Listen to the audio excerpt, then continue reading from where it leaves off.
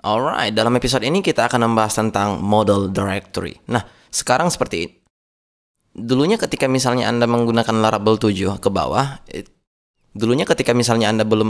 sebelum Anda menggunakan Laravel 8, setiap kita membuat model itu tepat di folder app. Namun sekarang dia sudah fokus ke dalam folder model. Yang mana ketika misalnya Anda tidak suka itu bisa dirubah sebenarnya. Tapi beberapa developer jika kita lihat di Twitter itu banyak vote bahwa ya taruh di model folder aja itu lebih bagus daripada tidak sama sekali. Tapi walau begitu pun ada juga beberapa user yang tidak suka dengan cara itu. Tapi tidak masalah sih sebenarnya. Ketika misalnya Anda tidak suka dengan folder model ini, Anda bisa ignore. Nah, coba perhatikan ketika misalnya saya buat model baru ya.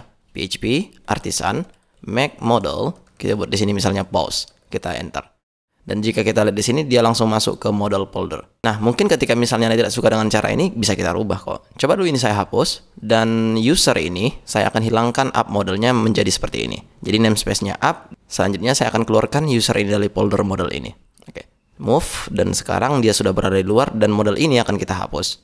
Dan watch what happen, ketika misalnya saya buat lagi satu model, PHP Artisan make model pause, maka jika Anda lihat di sini, dia langsung keluar dari folder model. Nah, jadi sebenarnya logikanya kan ketika misalnya dia nampak ada folder model, maka dimasukkannya ke sana. Jika tidak ada folder model, maka dikeluarkan. Atau tidak akan dimasukkannya ke sana secara default. Namun ketika misalnya ada folder model dan dalamnya ada user dengan app namespace app model, maka akan langsung dimasukkannya ke situ. Ya, kira-kira seperti itu sih.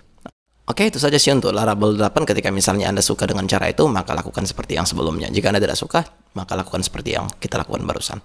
Alright, that's it for this lesson. I'll see you in the next video.